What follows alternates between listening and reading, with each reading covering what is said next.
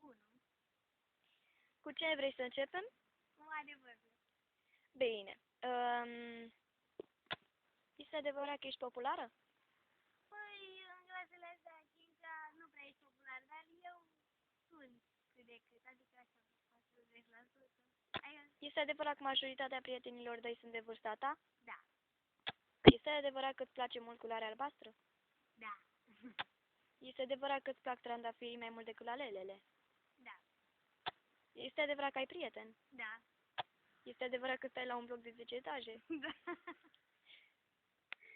Este adevărat că preferi vila? Da.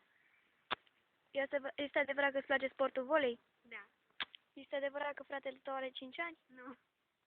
Gata, cu adevărul, acum e timpul de... Provocări. Iupi! Te provoc să dansezi Gangnam Style. Ok. Oprește. A doua provocare. Tam, tam, tam. Te provoc să vorbești cu banca. Ok. Bună. Ce faci? Să știi că stă bine cu dentul asta cu tine. Bine, ia pe să mă arăt de bine. Da, bine.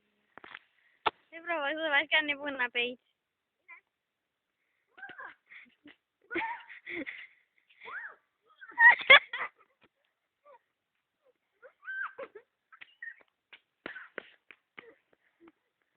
Te provoc să încerci să faci street dance. Acum. Încearcă. Nu pot. Bine, altă provocare. Te provoc să dai palme în copaci. Ok.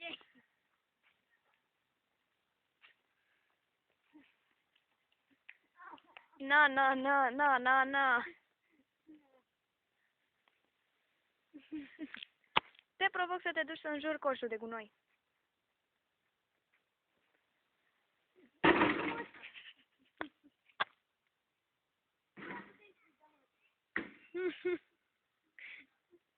Încearcă să sari pe un picior și să schimbi.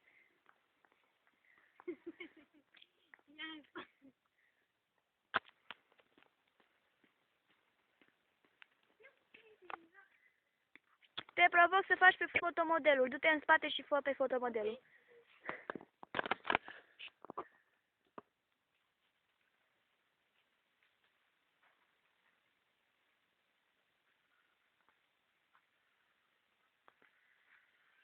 Te provoc să urci sus pe bancă. Să te vedem cum urci.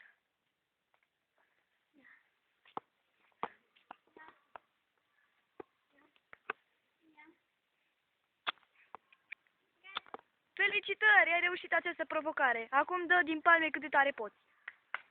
Tare!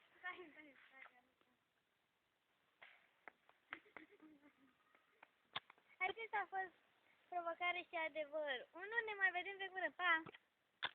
Și altă provocare și adevăr.